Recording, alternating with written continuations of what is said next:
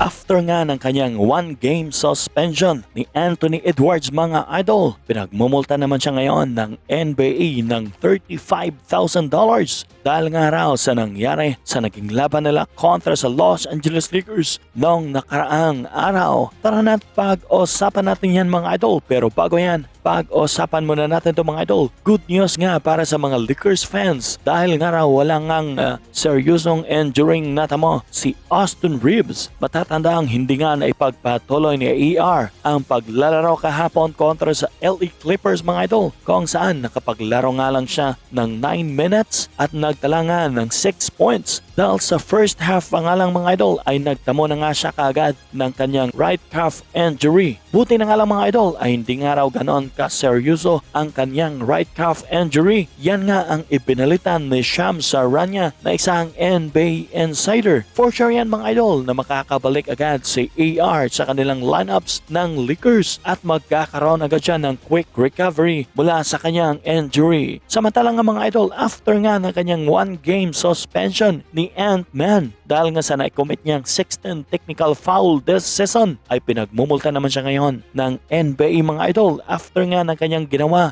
sa naging laban nila kontra sa Los Angeles Lakers noong nakaraang araw. Nag-ugat ang lahat mga idol sa naging laban nila kontra sa Lakers kung saan nakapag-commit nga siya ng kanyang second technical foul matapos ngang nagkatulakan sila ni Jared Vanderbilt at nagresulta nga ng kanyang pagka-ejected sa naging laban nila mga idol. At dahil nga sa frustration ni Ant-Man mga idol sa naging pag-eject sa kanya ng mga NBA officials ay binato niya ang bola mula sa harap ng mga Lakers fans.